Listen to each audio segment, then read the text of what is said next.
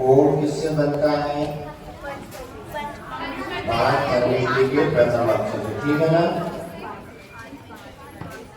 आत्मा का लक्षण क्या है? चेतना आत्मा का लक्षण जो शुद्ध का संवेदन कराए। रिवीजन करें, सब ध्यान देना, बात के लिए करो। इसके बाद अनेकांत किसे कहते हैं? अनेक धर्म जिसमें पाए जाए उसे अनेकांत कहते हैं। अनेकांत क्या है? वस्तु का स्वरूप। सारवाद क्या है? किसी अपेक्षा से कहने की घटना। चलिए, जीव दो होते हैं, कौन कौन से? संसारी जीव और मुक्त जीव। संसारी जीव दो होते हैं, कौन से?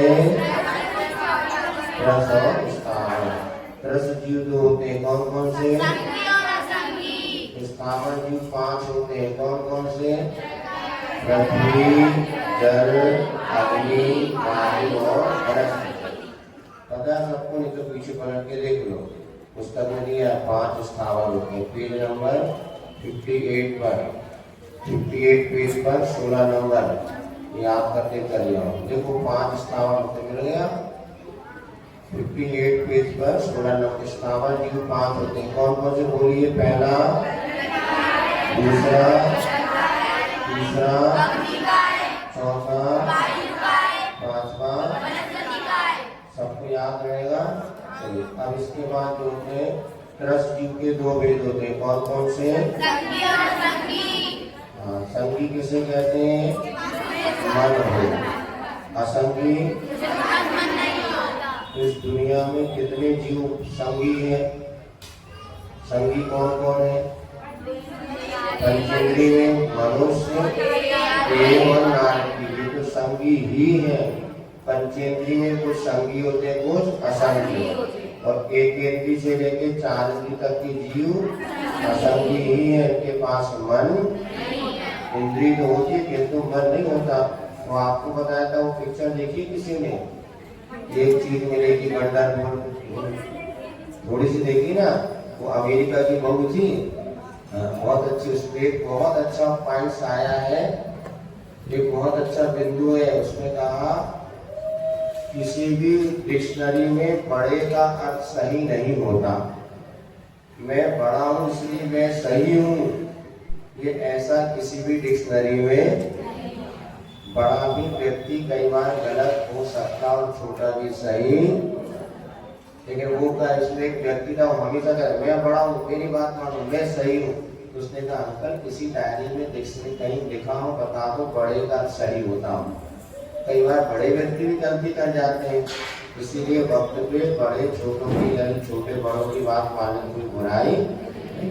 चलिए देख लेना, एक चीज मिलेगी वंडरफुल नाम से, मोबाइल में यूट्यूब में वीडियो फिल्म डली है, उसको देखने पर आत्मा परमात्मा का बहुत अच्छा ज्ञान होता है। जीव विज्ञान का पूरे जूलॉजी से सिद्ध किया। चलिए, मुक्ति की अपेक्षा जीव 2 प्रकार के, कौन कौन से? धर्म और अधर्म। सारे के सारे मुनिराज कौन होते हैं? दोनों हो सकते हैं।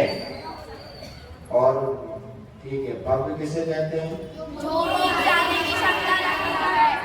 सिद्ध भगवान कौन है? भव्य क्या भव्य? सिद्ध भगवान तो मुख से चले गए, बाकी अरियंत भगवान भव्य है, क्योंकि अभी भव्य मोक्ष जाने की उनके पास क्षमता है। तो मुक्त जीव कौन है? सिद्ध भगवान। और संसारी जीव कौन है? हम सब संसारी। आकाश द्रव्य किसे कहते हैं? जिसका कोई ये लिखा है नहीं उसमें, चलो उसमें अब देख लो, आकाश द्रव्य किसे कहते हैं? आकाश के भेद है।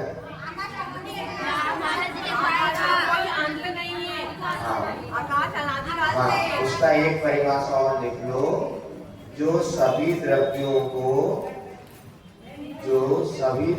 को रहने के लिए स्थान देता है उसे आकाश कहते हैं। जो सभी द्रव्य माने 6 द्रव्य हो गए, सभी द्रव्यों को रहने के लिए स्थान देता है उसे आकाश द्रव्य कहते हैं।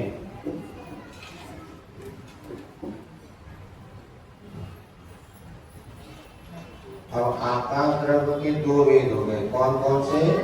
लोकाकाश और अलोकाकाश। लोकाकाश किसे कहते हैं? अलोकाकाश किसे कहते हैं?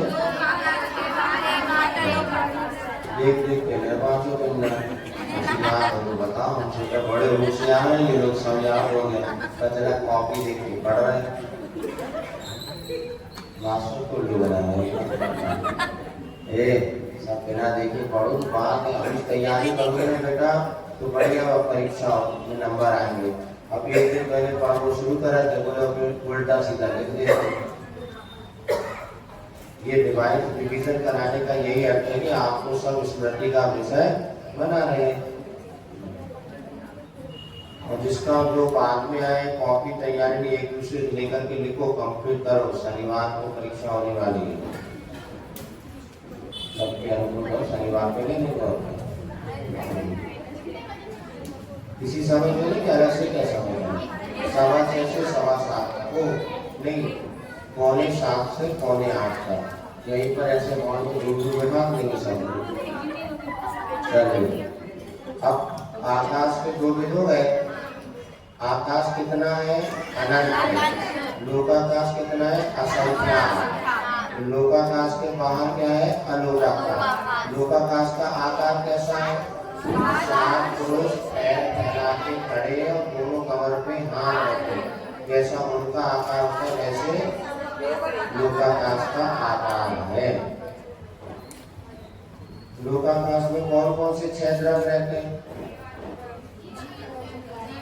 देखो पेज नंबर 58 निकालो, ये सब याद करना पड़े। वो बच्चा पार्टी है ना, उनको भेज दो ऊपर भैया जी महाराज जी के पास, उनको पढ़ना। द्रव्य के 6 भेद होते। जीव मिल गया, बोलिए कौन कौन से 6 द्रव्य? जीव, उद्गल, धर्म, अधर्म, आकाश, काल। बच्चे 6 नाम भी याद करना है। 5 स्थावर 6 द्रव्य के सब याद करो। लोकाकाश में 6 द्रव्य रहते हैं। अलोकाकाश में कितने द्रव्य रहते हैं? एक मात्र आकाश द्रव्य रहता है।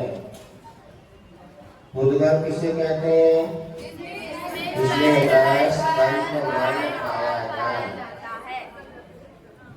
उद्गल के दो भेद कौन से? जिसका कोई विभाग ना उसे कहते हैं अणु।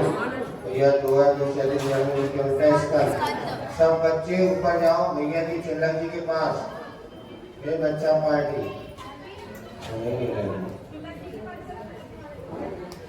वहां जब पढ़ाएंगे तब सबको बैग मिलेगा। ठीक है। अब स्कंद किसे कहते हैं? 2 या 2 से अधिक परमाणु मिलने के बनते स्कंद। स्कंद के कितने भेद हैं? दिखाए नहीं हमने। स्कंद के 6 भेद हैं। कितने? पेज नंबर 58 निकालो।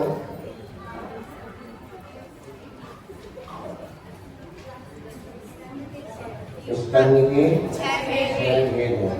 7 नंबर देखो 58 पेज पर 7 नंबर का 6 भेद कौन कौन से?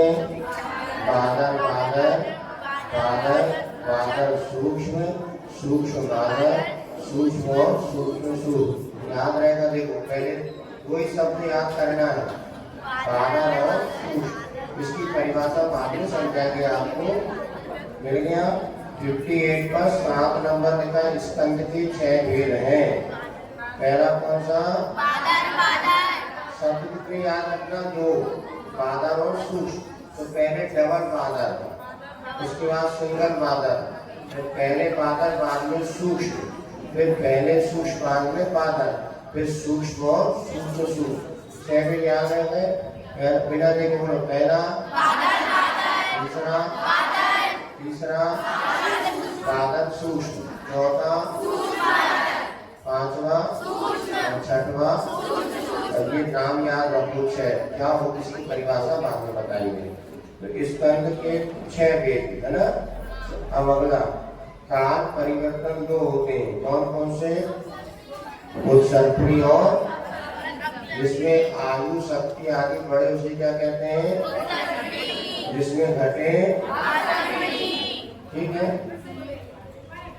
जिसमें आयु शक्ति ऊंचाई बढ़ती हो उसे औसत, जिस काल में घटती हो उसे अवसर्पणी। वर्तमान में कौन सा काल चल रहा है? अवसर्पणी काल, क्योंकि अभी शक्ति और आयु घट रही है, ऐसा समझना। इसके बाद व्रतियों के दो वेद होते हैं, कौन कौन से?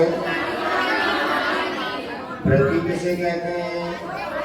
जो 5 पाप का, उसे व्रति देने का बताया ना, उसी में कल ज्यादा प्रवचन हो गया था।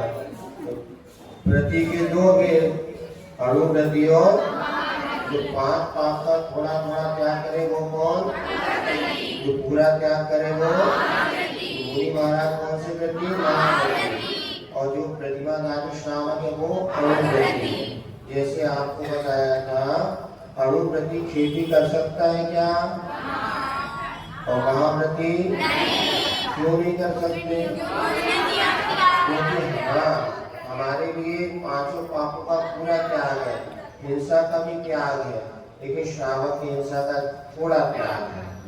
इसी प्रकार से मुनि महाराज झूठ नहीं बोल सकते, श्रावक थोड़ा बहुत झूठ बोल सकता है। और चोरी बिना किए हुए किसी की वस्तु लेना चोरी कहलाती है। तो श्रावक क्या करता है? पानी और मिट्टी बिना दिए किसी की ले सकता है, लेकिन यदि उसके मालिकाना के हक में तो नहीं लेगा। नदी बह रही है, पानी ले लेगा, कुएं से पानी ले लेगा, पहाड़ से मिट्टी छोड़ देगा, तो सरकारी है। तो मुनि महाराज बिना पूछे पानी भी, क्योंकि उनके माँ, और ऐसा चोरी नहीं करेगा श्रावक जिससे कि उसको जेल में पड़ना पड़े। तो थोड़ी बहुत चोरी का त्याग है, किंतु ऐसी मुनि महाराज थोड़ी सी भी चोरी महाव्रति हो गई।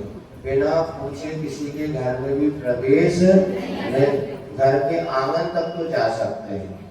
आचार्यों ने लिखा है, आहार के समय श्रावक के आंगन तक जाना और अपना चेहरा दिखाना, हम आए हैं, लेकिन वो बड़गाने तो ठीक, नहीं तो वापस लौट करके मंदिर में आ गए, ऐसा मूलाचार में लिखा है। लेकिन उसके घर में अंदर चले जाए, श्वेतांबर साधु में कई बार होता है वो सीधे घर के अंदर जाते, लेकिन महाराज घर के अंदर और घर के बाहर ही पड़गान करना, हाथ जाए माना नहीं, बाहर ही पड़गान करना पड़ता है। चलिए, और प्रतीक्षा और प्राप्ति, जीवन का कुछ सुख प्राप्ति पर आधारित है, तो कुछ सुख प्रतीक्षा पर भी आधारित है। जल्दी जल्दी वस्तु मिल जाए तो आनंद नहीं आता, यदि प्रतीक्षा के बाद मिलता तो कई गुना आनंद आता है और पाप का क्षय और निद्रा होती है। इसलिए प्रतीक्षा करने में बहुत आनंद है। आपको यदि गाड़ी चाहिए, स्कूटी, और यदि तुरंत मिल जाए तो वो आनंद नहीं, लेकिन वही 5 महीने बाद मिले इसका आनंद कई गुना होता है। इसीलिए थोड़ी प्रतीक्षा का जस्ट वेट। आज बच्चों में जो एक प्रकार से इंतजार करने की प्रवृत्ति मिट गई, इसीलिए उनको गुस्सा ज्यादा आता है। एक बार एक बेटी थी, एक माँ उसको लेकर के आई हमारे पास, बोले महाराज बच्ची को बहुत गुस्सा आता है, आप उसको समझाओ, ये कभी टीवी फोड़ देती, कभी घर के बर्तन फेंक देगी।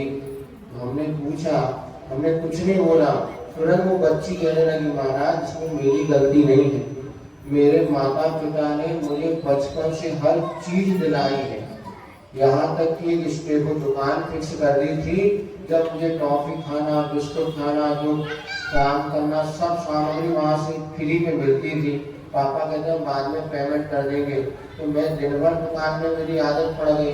अब मैं 18 साल की हो गई, अब मुझे ना सुनने की आदत ही नहीं है, और कोई मुझे ना कह देता ये काम नहीं करना, ये चीज नहीं मिलेगी, इतना गुस्सा आता है। मैं स्वयं समझने में गलत हूँ, लेकिन क्या करूँ, बचपन से मेरी ऐसी आदत पड़ गई, हर चीज मुझे तुरंत मिलती थी, और अब मुझे नहीं मिलती तो लगता टीवी फोड़ दो, ये कर दो, बर्तन फेंक दो, ऐसा उद्यम करती। वो स्वयं कहने लगे। इसलिए दोनों, यदि आप बच्चों को सुखी बनाना चाहते हैं तो थोड़ा इंतजार करने की उनको क्षमता विकसित करो। आपके पास पेन पेंसिल है, आप तुरंत दिला सकते हैं, आज नहीं बेटा आपको कल मिलेगा। वो रोएगा मचेगा, लेकिन आप देखना उसकी सहनशीलता बढ़ेगी।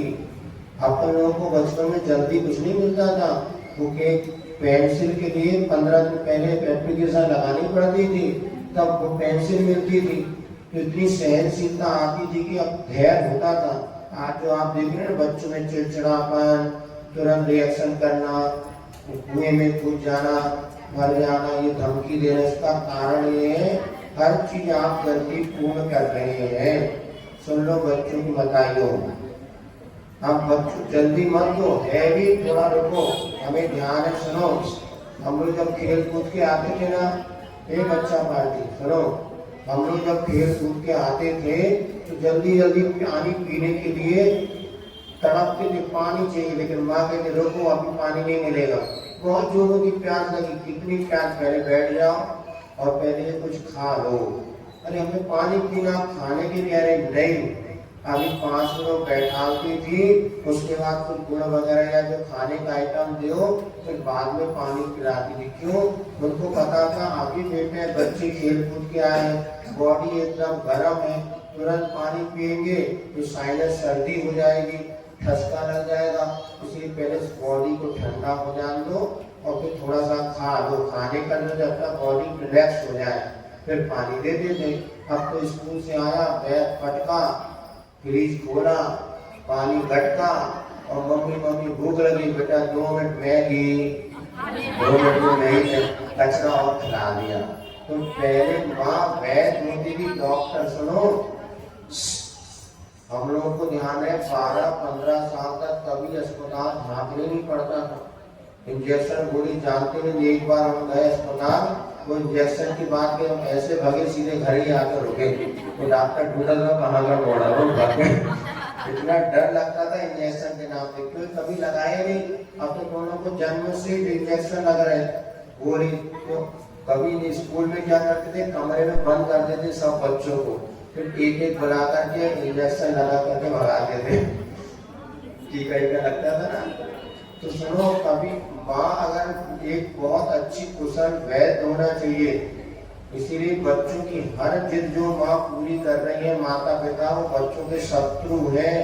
सुनो, जो माता पिता बच्चों की हर जिद पूरी कर रहे हैं और तुरंत हर वस्तु दे रहे हैं, वो माता पिता बच्चों के मित्र हैं कि शत्रु हैं? शत्रु है बेटा।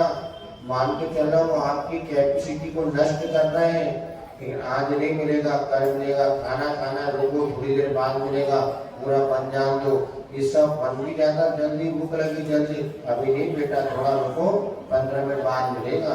इससे सहनशीलता बढ़ती थी, अब बिल्कुल सहनशीलता नष्ट करके माता पिता ने कर दिया है। चलिए, तो अणुव्रति और महाव्रति, अणुव्रति की शादी हो सकती नहीं हो सकती, बच्चे हो सकते नहीं हो सकते, और महाव्रति के महाव्रति में ना शादी होगी ना बच्चे होगी, जो पहले हो चुके बात अलग है, समझे बाबा। शादी हो गई इनकी, वो दीक्षा ले सकते हैं, हाँ साथ में ले जाए, पूरी टीम ले चलो। अरे एक ही मुसीबत अच्छी है यार, ज्यादा मुसीबत है, घर की मुसीबत हमारे जिम्मे दे रहे हैं, हमारे लेटर का अच्छा ना, चलिए अच्छी बात है। हम भी यही सोच रहे हैं, अब जवानों को ज्यादा भरोसा नहीं, पापा को कल्याण करो, ये में सहारा है, 2-4 पापा को छलक बनाओ, बढ़िया ठीक ठाक। चलिए, और अणुव्रति पैसा रख सकता है क्या? और महाव्रति पैसा? देखो, मुनि महाराज और श्रावक में क्या अंतर है, इतने समझो। मुनि और श्रावक में क्या अंतर है? मुनि महाराज 5 पाप नहीं करते और श्रावक 5 पाप करता है, खत्म। कोई महाराज आपके यहाँ पर आए तो देखे हम कैसे, अंदर से कुछ नहीं देखना, यदि हिंसा, झूठ, चोरी, कुशील, परिग्रह रखे हैं तो 5 पाप करने वाला साधु नहीं होता, वो तो श्रावक होता है। तो ये सीधे जैन दर्शन की परिभाषा है, जो 5 पाप करता है वो श्रावक, जो 5 पाप नहीं करता वो साधु। पक्की नहीं परिभाषा, याद रहेगी, लिख लो। याद हो गया। सीधे 5 पाप करे तो श्रावक, और 5 पाप नहीं करे तो साधु। अब कहीं परीक्षा करना देखना, जैन दर्शन में मना नहीं है, और बुंदेलखंड में कोई साधु ज्यादा नहीं रुकते। पता है क्यों नहीं रुकते? क्योंकि यहाँ पे परीक्षा प्रधान ही होता है श्रावक, और इससे उनके व्रतों का निर्दोष पालन भी होता है। इसीलिए आंख मूंद करके भी सब कुछ स्वीकार, पानी पीना जान के और गुरु करना जान के। चलिए छान के और गुरु करना जान के, यही तो कहा पापा जैसे उल्टा बोलेगा क्या? पानी पीना गुरु करना। इसके बाद संयम के 2 भेद। संयम किसे कहते हैं? बस में करना, कंट्रोल में रखना। 2 प्रकार के कौन कौन से? इंद्रिय संयम किसे कहते हैं? मन को, 5 इंद्रिय मन को बस में करना। प्राणी संयम, 5 स्थावर दस की हिंसा नहीं करना, उनको 5 स्थावर 10 जीवों की हिंसा नहीं करना, ये कहते हैं। चलिए अब आगे अपन पढ़ते हैं आज नया विषय। वैमानिक देव 2 प्रकार के होते हैं। तो देव किसे कहते हैं? जो स्वर्ग में रहते हैं, विशेष पुण्यशाली होते हैं। लिखना है, सबसे पहले लिख ले देव।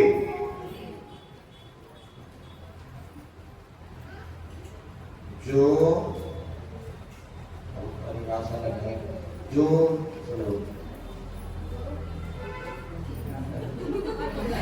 एक परिभाषा आपको सुने यहाँ में 4 गतियों में, देखो 4 गतियों में एक देव गति है।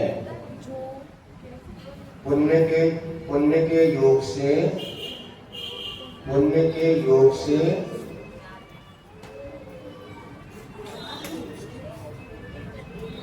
देव गति में जन्म लेने वाले जीव, पुण्य के योग से, योग साधन वाले योग, देव गति में जन्म लेने वाले जीव देव कहलाते हैं।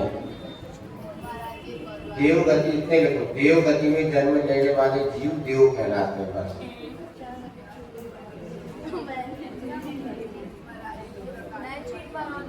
देव गति में जन्म लेने वाले जीव देव कहलाते हैं। तो इसकी आने वाली परिभाषा और समझ समझा जाएगी। अभी संक्षेप में करते हैं। तो देव 2 प्रकार के, कल्पोपन और, तो पहले ये समझो वैमानिक देव लिखा ना, तो देव कितने प्रकार के होते हैं? देव होते हैं 4 प्रकार के। कौन कौन से? देखो पेज नंबर 56 निकालिए, 1 मिनट 56 निकालो, उसमें 6 नंबर का देखो देव 4 होते हैं। कौन कौन से? भवनवासी देव, व्यंतर देव, ज्योतिष देव और कल की पहली में काम पूछा जाएगा इसमें। देव 4 प्रकार के कौन कौन से? ये याद रखना है। पहला भवनवासी, दूसरा व्यंतर देव, तीसरे ज्योतिषी और चौथे वैमानिक। और संक्षेप में समझ लो, जो ऊपर स्वर्ग में रहते हैं वो कहलाते हैं वैमानिक देव, जो विमानों में रहते हैं वो वैमानिक देव, जो भवनों में रहते हैं वो भवनवासी, जैसे अधोलोक में भी रहते हैं और मध्यलोक में भी रहते हैं। तो यहाँ वहाँ घूमते रहते हैं, पेड़ पौधे मंदिर आदि में रहते हैं वो व्यंतर देव, व्यंतर। तो यहाँ वहाँ विचरण करते हैं, भवन नहीं रहते उनके, यहाँ वहाँ पेड़ आदि पे निवास बने होते हैं। और ज्योतिषी देव, सूर्य चंद्रमा में जो देव रहते हैं वो ज्योतिषी देव कहलाते हैं। आई समझ में? देव 4 प्रकार के कौन कौन से? 4 याद रहेंगे, भवनवासी, व्यंतर, ज्योतिष और ये 4 प्रकार के देव होते हैं। तो इसमें चौथे देव है ना वैमानिक देव, ये कहाँ पर रहते हैं? ऊपर 16 स्वर्गों में। अर्जुन जो अपने लोक का 3 लोक का नक्शा बनाया, ऊर्ध्व लोक में रहते हैं। मध्य लोक के ऊपर कौन सा लोक है? ऊर्ध्व लोक। वहाँ पे कौन रहते हैं? वैमानिक देव रहते हैं। वैमानिक देव दो प्रकार के होते हैं, कल्पोपन और कल्पातीत। आया समझ में? देव के कितने भेद? चार। कौन कौन से? तो वैमानिक देव कहाँ रहते हैं? ऊपर स्वर्ग लोक में। उनके दो भेद होते हैं, कल्पोपन और कल्पातीत। तो 16 स्वर्ग तक के देवों को कहते हैं कल्पोपन। 16 स्वर्ग तक में रहने वाले 16 स्वर्ग होते हैं, उसके बाद 9 ग्रीव या कमलेश आदि होते हैं। 16 स्वर्ग में रहने वाले देवों को कल्पोपन कहते हैं। कल्पोपन 16 स्वर्ग में ज्योतिषी देव नहीं है, वैमानिक देव। वैमानिक देव के दो भेद कौन कौन से? कल्पोपन और बोलो जल्दी से। कल्पोपन और कल्पातीत। तो 16 स्वर्ग होते ना, 16 स्वर्ग में जो देव रहते हैं उन्हें कहते हैं कल्पोपन, और 16 स्वर्ग के ऊपर जो देव रहते हैं उसे कहते हैं कल्पातीत। 16 स्वर्ग तक के देवों को क्या कहते हैं? कल्पोपन। और 16 स्वर्ग के ऊपर जो रहते हैं कल्पातीत। 16 स्वर्ग के नीचे वाले कल्पोपन और 16 स्वर्ग के ऊपर वाले कल्पातीत। आया समझ में? नहीं। 16 स्वर्ग होते ना, 16 स्वर्ग में जो रहते हैं वो कल्पोपन, और 16 स्वर्ग पर 9 ग्रह या 9 अजलिस 5 अनुत्तर होते हैं, उनको कहते हैं कल्पातीत। आई बात समझ में? वैमानिक देव ऊपर रहते हैं ऊर्ध्व लोक में। वैमानिक देव रहते हैं ऊर्ध्व लोक में। वो देव दो प्रकार के होते हैं, कल्पोपन और कल्पातीत के। ध्यान से सुनोगे तो आएगा समझ में। 16 स्वर्ग की बात, 16 स्वर्ग में रहने वाले देव कौन कहलाते हैं? कल्पोपन। और 16 स्वर्ग के ऊपर रहने वाले कल्पातीत, अथवा जहाँ पर देव और देवियां दोनों रहते हैं वो कहलाते हैं कल्पोपन। जहाँ देव और देवियां दोनों रहते हैं उसे कहते हैं कल्पोपन। और जहाँ माँ पर अकेले देव रहते हैं, देवियां नहीं रहती, उसको कहते हैं कल्पातीत। दो बातें बता दी थी। तो 16 स्वर्ग के ऊपर देवियां नहीं रहती, माँ देव अकेला रहते हैं, उसको कहते हैं कल्पातीत।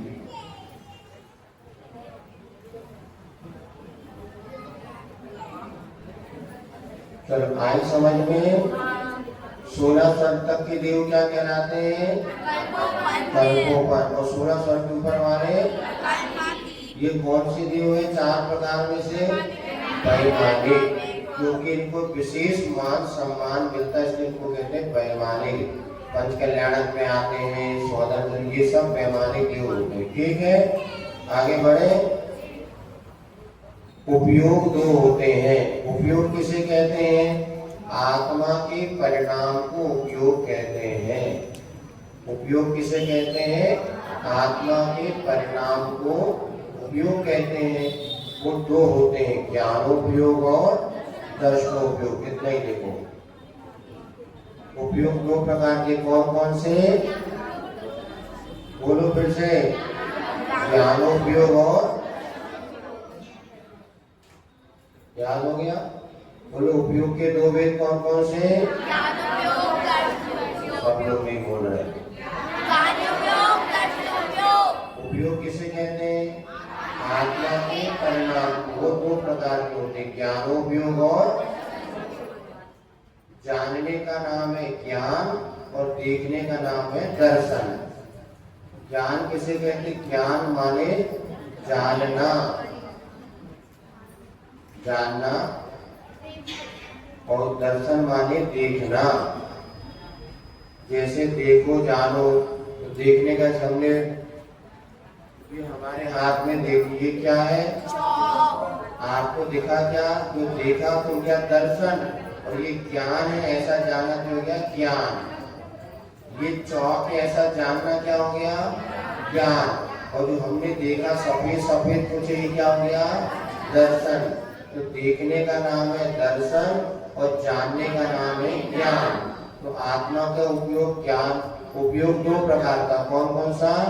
ज्ञानोपयोग और दर्शनोपयोग। कितने याद रखो, विशेष आगे आपको आगे पढ़ाएंगे। अब देखो 12 नंबर, भूमियां दो होती है। भूमियां कितनी होती है? भूमि की, जहाँ हम लोग रहते उसे भूमि कहते हैं। कौन कौन सी दो प्रकार की भूमियां? कर्म भूमि और भोग भूमि। भूमियां दो प्रकार की, कौन कौन सी? हाँ, उसमें तो नाम तो लिखा ही है। आप देखो, कर्म भूमि और भोग भूमि, जहाँ की अभी समझ लो पहले लिखने की अपेक्षा, लिखा तो पुस्तकों में भी है और हम आपको पीडीएफ की तो पीडीएफ वगैरह सब परिभाषा लिखी है, फिर भी समझ लो, संक्षेप में से लिखा देती कि आपका उपयोग लगा रहे। तो दो प्रकार की भूमि होती है, कर्म भूमि और भोग भूमि। तो जहाँ पर हम लोग असी मसी कृषि सत कर्म करते हैं और मेहनत करके पेट भरते हैं, अथवा जहाँ पे मनुष्य कर्म काट के भगवान बन सकता है और कर्म करके नरक भी जा सकता है, उसे कहते हैं कर्म भूमि। अपन सब कौन सी भूमि के जीव हैं? कर्म भूमि। हम चाहे तो भगवान भी बन सकते हैं, चाहे तो नरक भी बन सकते हैं। अथवा हम जो अपना भोजन पानी करते हैं, हमें मेहनत करनी पड़ती है, खेती किसानी कर, जब अनाज उगता है। ये भोग भूमि में क्या होता है? भोग भूमि के जीवों को कोई कर्म नहीं करना पड़ता, कल्पवृक्ष होते हैं, उनसे याचना करने पर उनको सारी भोग की सामग्री मिल जाती। और भोग भूमि के जीव मर कर के स्वर्ग ही जाते हैं और कहीं पर नहीं जाते, दूसरे स्वर्ग तक जाकर जन्म लेते हैं। वहाँ पे मात्र पति पत्नी होते, बच्चे नहीं होते। तो पति पत्नी कैसे होंगे? तो पति पत्नी जब उनकी आयु पूर्ण होती है तो 9 माह पहले ही वो माता पिता के योग्य बन जाते हैं। और जैसे संतान का जन्म होता है, माँ को छींक आती है, पिता को जवाई आती है, दोनों मर जाते हैं और दोनों बच्चों का जन्म हो जाता है। फिर वो बच्चे 35 दिन में, 21 दिन में और 47 डेज में अपने आप बड़े, 49 दिन में वो बड़े हो जाते हैं। और फिर कोई आगे जाके दोनों पति पत्नी बन जाए, ट्विंस पैदा होते हैं वहां पर, लड़का और लड़की।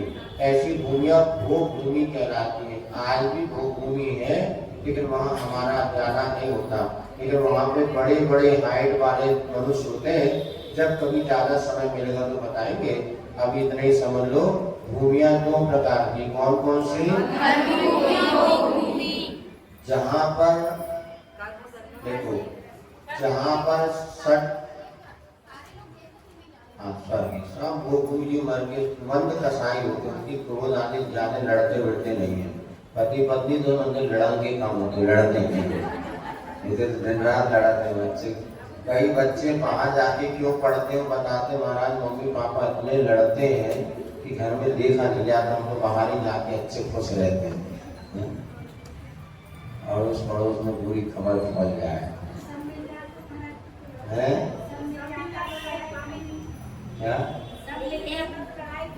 लड़ाई का वो एक जगह लिखा था, पति पति बनते ही पूर्व जन्म का पैर बजाने के लिए। पति पत्नी बनने का थी, पूर्व जन्म का पैर किसी तरह। बाकी ऐसा नहीं होता। 10%, 90% तो ऐसे होते लड़न के, 10% अच्छे होते हैं बस। वो भी क्या करना है, लड़े तो फिर संसार कैसे चलेगा ना।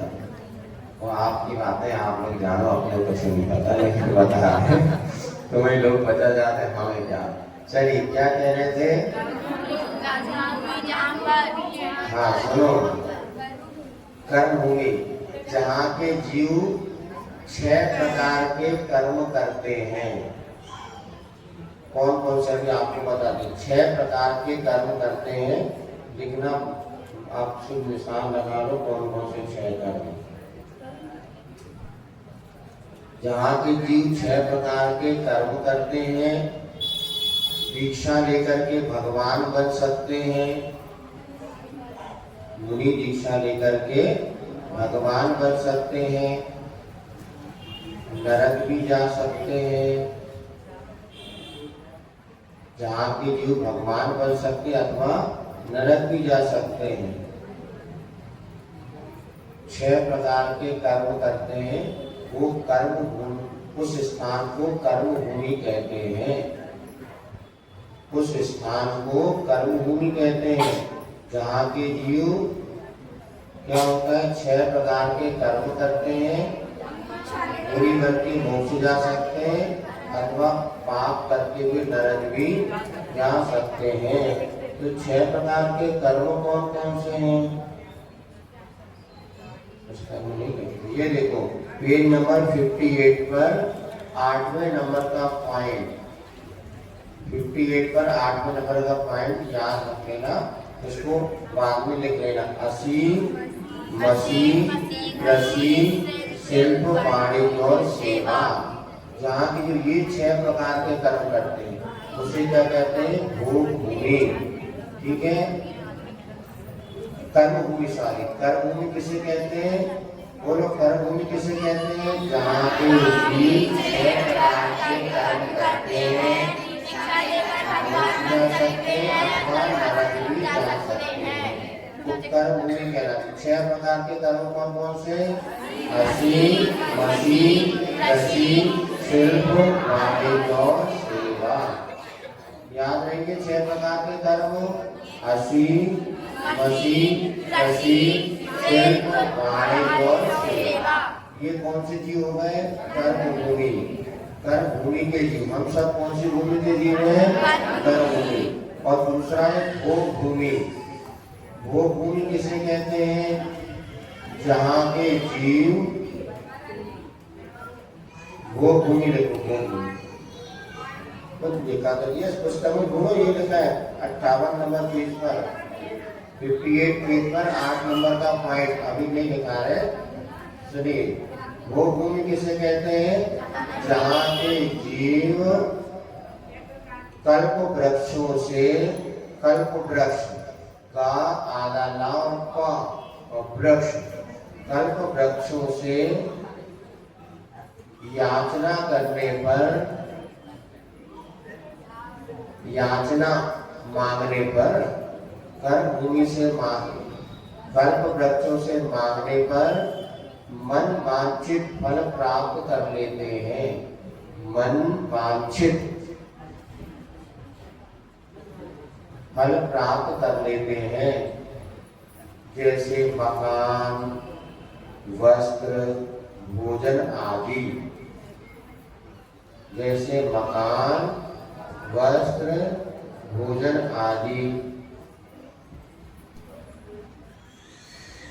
ये जीव मरकर देव ही बनते हैं। ये जीव मरकर देव ही बनते हैं तथा दूसरे स्वर्ग तक जाते हैं। ये जीव मरकर देव ही बनते हैं तथा दूसरे स्वर्ग तक जाते हैं। ये सब हो गया, लिख लिया। अब बताओ भोग भूमि किसे कहते हैं? जहाँ की जीव से याचना मांगने पर मन वांछित फल प्राप्त कर लेते हैं। तो जो जीव होते ना, कल्प वृक्षों से मनवांछित फल प्राप्त कर लेते हैं, मांगते हैं और उसको मिलने पर सब चीज मिल जाती है। उन्हें वस्त्र चाहिए ना, सुनो, उनको वस्त्र चाहिए तो कोई फैक्ट्री खोलना नहीं पड़ेगा। पेड़ के सामने जाओ और एक वृक्ष मुझे वस्त्र दे दो, तो वृक्ष दे वस्त्र देते हैं। भोजन मांगो तो भोजन देते हैं। एक पहले चतना सकला चबू करके वो कौन सी सीजन में आता था, पेंसिल आती, उसमें घुमाओ, जो बनाओ वो चीज मिल जाती थी। ये सब कल्प वृक्षों को है, सकला चबू ऐसे जो है ना, अभी भी कुछ आता होगा। उसके सामने आपने रोटी बना दो तो बना दे रोटी मिल जाए, मकान बना दो मकान मिल जाए। कल्प वृक्ष होते से जो मांगो वो चीज मिलती है। तो कल्प वृक्ष कितने प्रकार के होते हैं? 10 प्रकार। ये नंबर 61 निकालो, 61 में 61 नंबर पे निकालो तो 61, 60 पर 61, देखो 3 नंबर पे लिखा है कल्प वृक्ष 10 प्रकार के होते हैं, लिखा ना, ये 10 प्रकार की चीजें मांगने पर मिलती है। पहला कौन सा है? पाना, माने से पानी, दूध, शरबत जो मांगो तो देते हैं। पहला कौन सा? पाना, इसमें पानी, दूध, शरबत देने वाले वृक्ष होते हैं। दूसरा यूरिया, पुंगी, बाजा, डमरू, ढोलक, कांगो, सिंथेसाइजर, जो मांगो वो सब दे देते हैं। तीसरा भूषणा, कुंडल चाहिए, कुंडल मिलेगा, पायल चाहिए आपको, कड़े चाहिए, सब ये वृक्ष मांगने पर दे देते हैं। चौथा वस्त्रान, जो वस्त्र मांगेंगे वो आपको मिलेंगे। पता नहीं। इसके बाद भोजनान, जो भोजन मांगेंगे, क्या खाना है, गुलाब जामुन, पूड़ी, रोटी, सब्जी सब दे देते हैं। इसके बाद आलयान, आलयान माने क्या हो गया? वस्त्र, हाँ भवन, भवन आलय है ना, जिनालय, इनसे जो भवन आप मांगेंगे, हमें मकान बना दो तो आपको बढ़िया मकान दे देंगे, आलयान। इसके बाद दीपान, अच्छी अच्छी आरती करने के लिए दीपक दे देते हैं, घर में अंधेरा रखे प्रकाश करने के दीपक, आगे दीपान। भाजनान, बर्तन, अच्छे अच्छे बर्तन मांगो, जो भाजन माने बर्तन होता है, बर्तन देते हैं।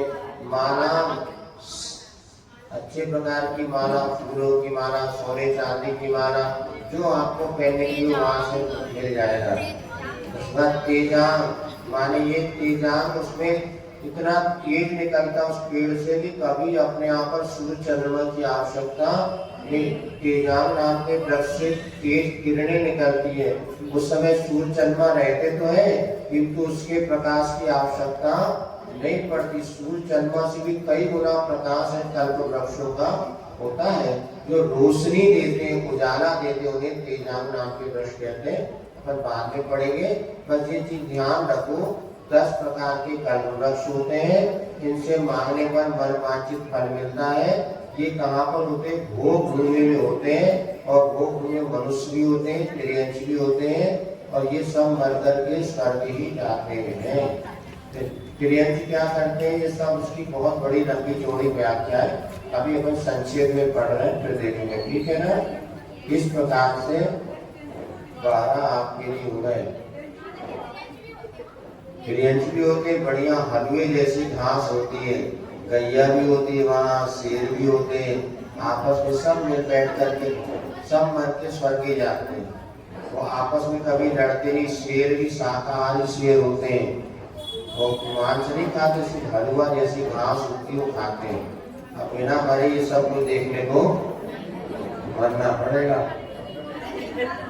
बिना मरे स्वर्ग आज अपना इतना, बाकी दिल्ली दारी मीनार वगैरह वहां पर जा सकते हैं।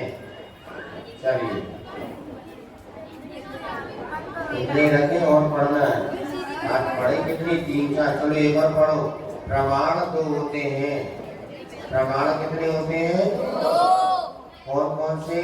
प्रत्यक्ष और परोक्ष। तो प्रमाण माने होता है सम्यक ज्ञान को प्रमाण कहते हैं, सम्यक ज्ञान को प्रमाण कहते हैं।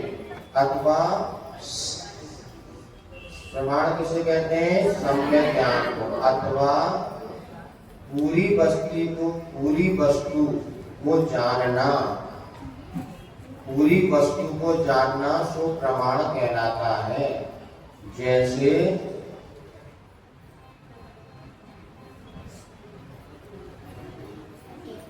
हमने पुस्तक को देखा, तो हमने पूरी पुस्तक देखा, ये हो गया प्रमाण।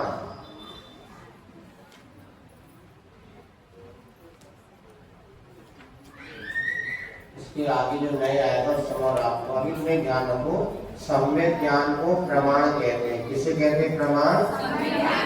जैसे आपने ये पुस्तक देखी, ये पूरी पुस्तक को देखा, ये हो गया प्रमाण। अब लेकिन पूरी पुस्तक में आप थोड़ा अंश को जानते उसे कहते हैं नए, आगे पढ़ेंगे। तो प्रमाण और हाथी को देखा तो हो गया प्रमाण, और उसकी सूंड को देखा तो हो गया नए। रोटी खाया, रोटी परोसी जाती है तो होगी प्रमाण, जब तोड़ के खाया तो उसको कहते हैं नहीं। बाद में समझ, अभी इतना समझो। प्रमाण के दो भाई, प्रत्यक्ष और परोक्ष। जो आत्मा से पदार्थ को जाने उसे कहते हैं प्रत्यक्ष। जो आत्मा से पदार्थ को जाने उसे कौन सा प्रमाण कहते हैं? प्रत्यक्ष प्रमाण। लिख लो, जो आत्मा से पदार्थ को जानता है उसे प्रत्यक्ष प्रमाण कहते हैं। और जो इंद्रियों से पदार्थ को जानता है उसे परोक्ष प्रमाण कहते हैं। जो आत्मा से पदार्थ को जाने उसे कौन सा प्रमाण कहते हैं? प्रत्यक्ष। जो इंद्रिय और मन से पदार्थ को जाने, जो इंद्रिय और मन से पदार्थ को जानता उसे परोक्ष प्रमाण कहते हैं। ठीक है। प्रत्यक्ष प्रमाण किसे कहते हैं? जो आत्मा से पदार्थ को जाने। परोक्ष प्रमाण इंद्रिय और मन से पदार्थ को जाने। जैसे आपने पेंसिल देखा, ये कौन सा प्रमाण? परोक्ष प्रमाण। और हमने हाथ में पूछा क्या है, तो जो बुरी महाराज अवधि ज्ञानी बताते हैं आपके हाथ में पेंसिल है, तो प्रत्यक्ष कहते हैं।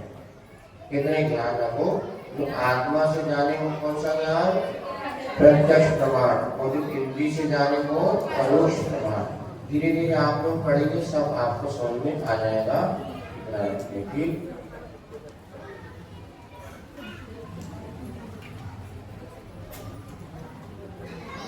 चलिए, गोमती षष्टक में, गोमती षष्टक कल पूरा हो गया ना?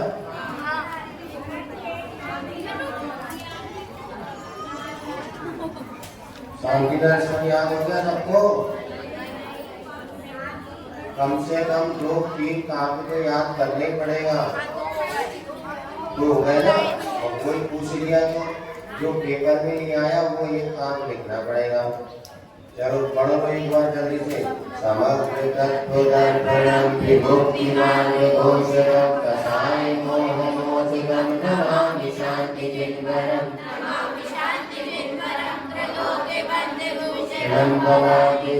शोषणम जितेन्द्रियं अजं जिनं नमामि शांति चिन्मयम् नमामि शांति चिन्मयम्।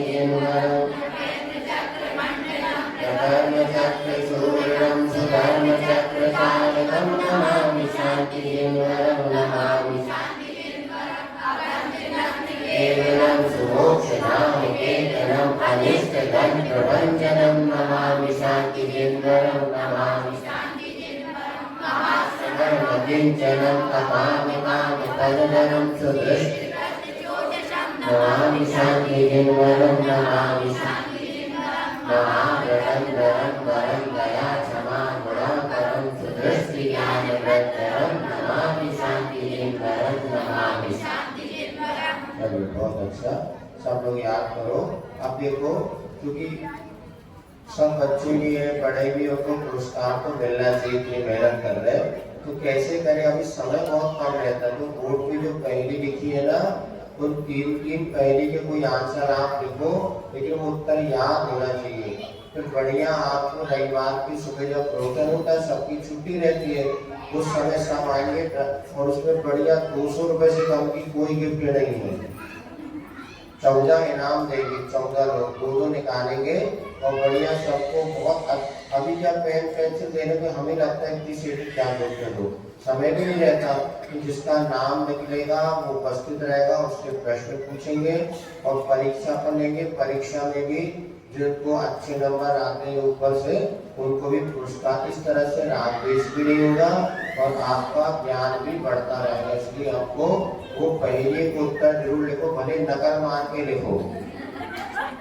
इसलिए सुनो, अरे हम तो पहले, इसलिए जीवन में पहले नाम की पुस्तक लिखिए, QR कोड मोबाइल में निकालेंगे, पूरी पहली उत्तर आपको उसमें मिल जाएगी, बस ढूंढना पड़ेगा। जीवन की पहली नाम से पुस्तक लिखिए। नहीं, मेरी पहली, ऊपर में देखो फोन नंबर का, मेरी पहली, इसी से पहलियां सब लिख रहे हैं हम, और अलग से कहें आप निकालिए, इसमें 1100 पहली है। सारे उत्तर इसी में आपको मिलेंगे, मोबाइल में सबको सेंड कर दो, कोई दिक्कत नहीं।